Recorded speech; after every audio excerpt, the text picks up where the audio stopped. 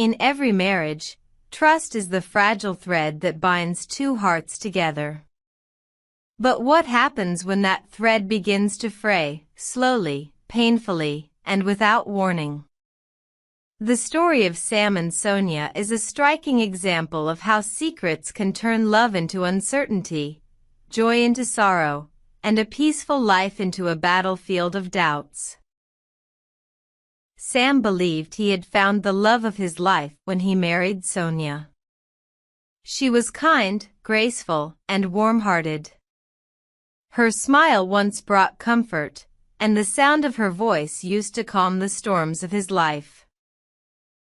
During this crisis, everything between Sam and Sonia changed. Her smile no longer warmed his heart.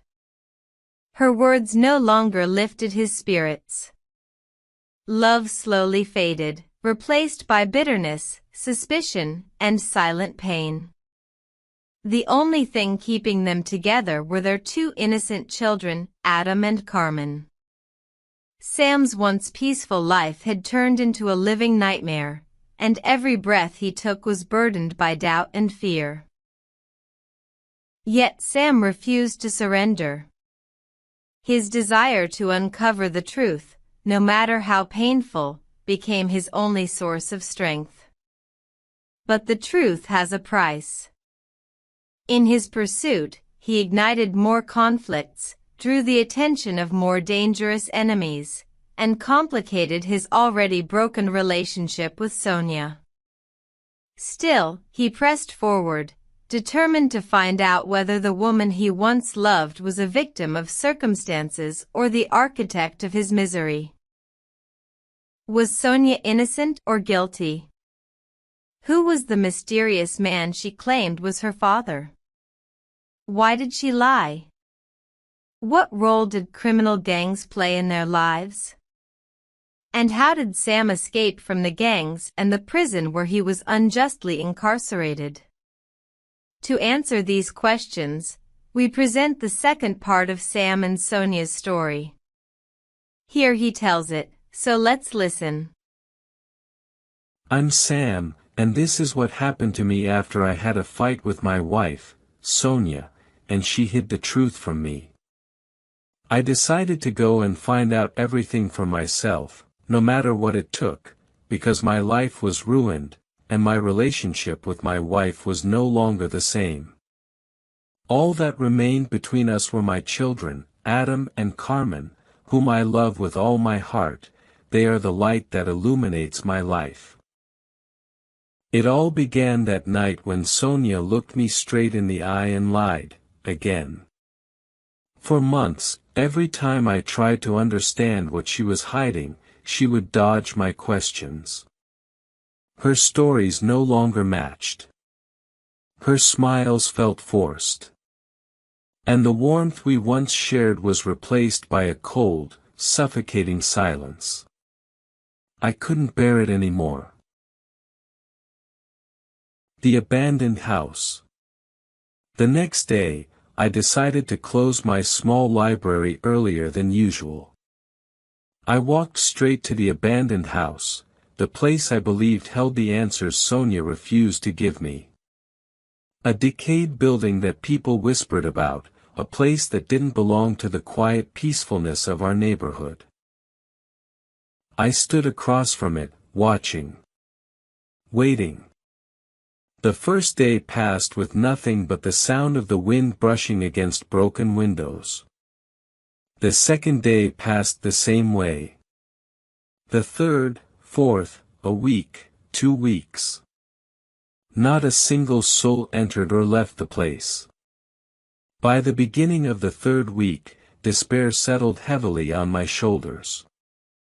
I felt foolish, exhausted, and more lost than ever. Everything I'd sacrificed, my time, my sleep, my sanity, seemed pointless. One night, as I was heading home and the sky was still dark, something unexpected happened. A faint light flickered inside the house. It appeared only for a second, then vanished into darkness. My heart pounded. I approached cautiously, stepping closer than ever before. I stood in the cold silence for what felt like hours. Then, just before dawn, I heard it. A soft, muffled sound. A faint thud. Then a woman's voice, a weak, gentle humming. Someone had fallen. I rushed forward.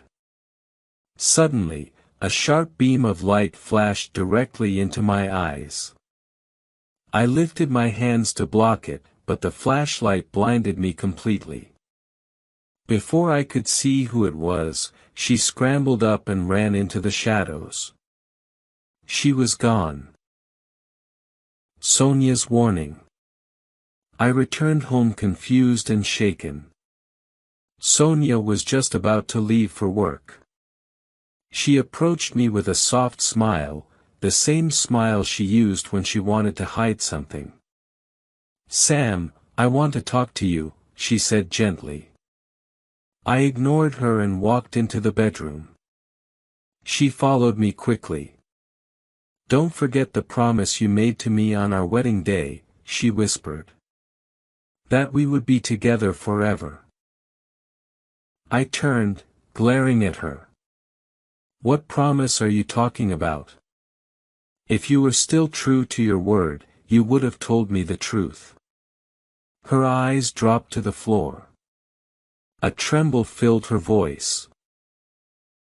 "I'll tell you one thing," she said. "Take care of yourself.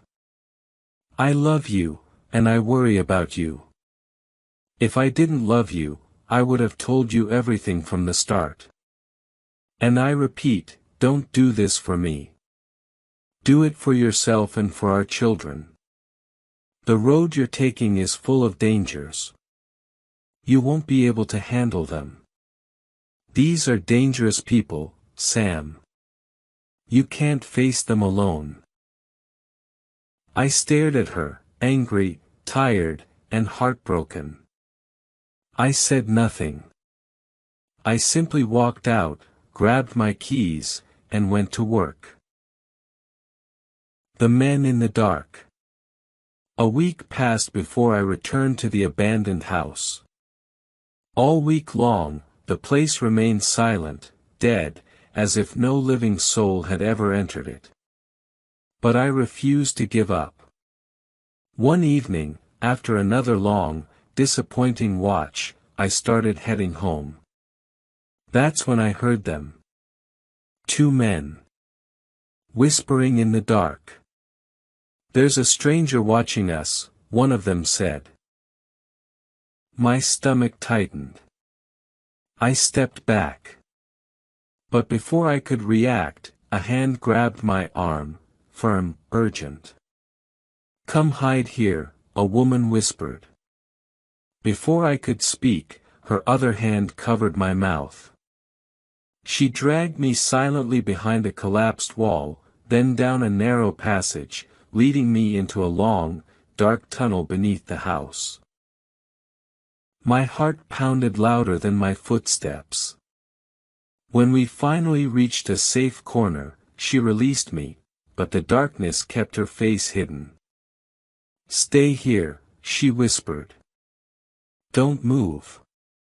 Don't make a sound. Your life is in danger." And with that, she disappeared. I waited in silence, my breath cold and shallow. I didn't know who she was. I didn't know why she helped me. But I felt danger closing in from every direction. After nearly an hour, she came back. Her voice was urgent. "Go. Leave now. You need to escape." I wanted answers. "Who are you?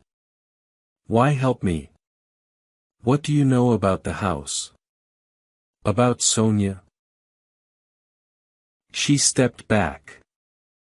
"Don't ask me anything," she said firmly. "Just remember this night. I did you a favor, and you might need me again tomorrow. Then she was gone, consumed by the tunnel's darkness. And I was left standing alone, trembling, confused, and holding on to nothing but the promise of deeper secrets waiting ahead. If you'd like to learn more about Sonia and Sam and more exciting stories, follow us and watch part 3 of this story on H. Morris's channel. I would be delighted and honored if you subscribed.